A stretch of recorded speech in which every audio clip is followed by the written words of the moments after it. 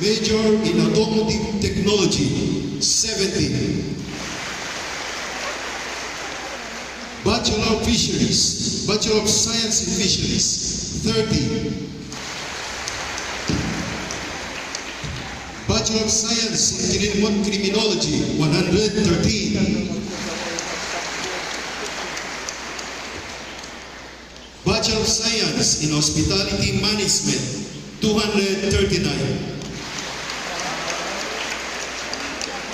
Bachelor of Science in Accounting Information System, 155. Master of Science in Information Technology, 4. Master of Arts in Teaching Mathematics, 1. Master of Arts in Education, Major in English, 6. Master of Arts in Education, Major in Educational Management, 6.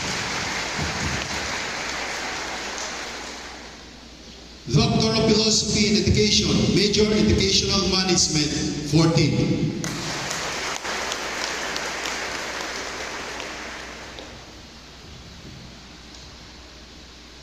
As the Campus Executive Officer of the Cagayan State University, Apari Campus, I certify that they have complied with the college policies relative to the conferment of the degrees and titles they seek and have been certified by the Academic Council as to their eligibility to graduate. I respectfully request that you confer upon them the respective degrees and titles. Mr. Campus Executive Officer, do you attest that the course of study they have pursued is compliant with the standards of this university and relevant rules, regulations, and laws of the Republic of the Philippines? I so attest, Madam Vice President. Has their formation in our university prepared them to live fulfilling and productive lives and to take their place as participative members of Filipino and global society? I so attest, Madam Vice President. Having received the endorsement of the Campus Executive Officer of CSU Apari, I, Mariden Ventura Cavilan, the Vice President for Academic Affairs of Cagayan State University, respectfully request you, Mr. President, that you confer on the candidates their degrees and titles.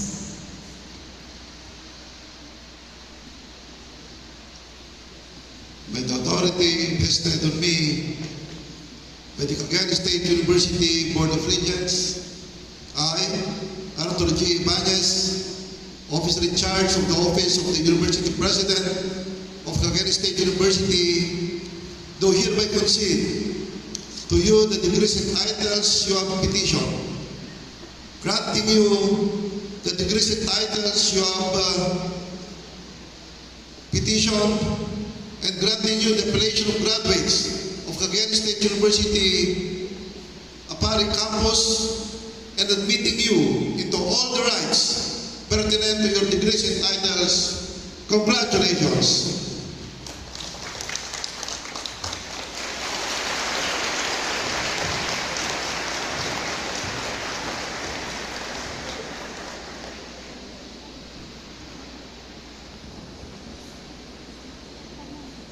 The Graduate School donning of the hoods, imposition of doctoral braid, awarding of medals, and distribution of diplomas. May we request the officer in charge of the Office of the University President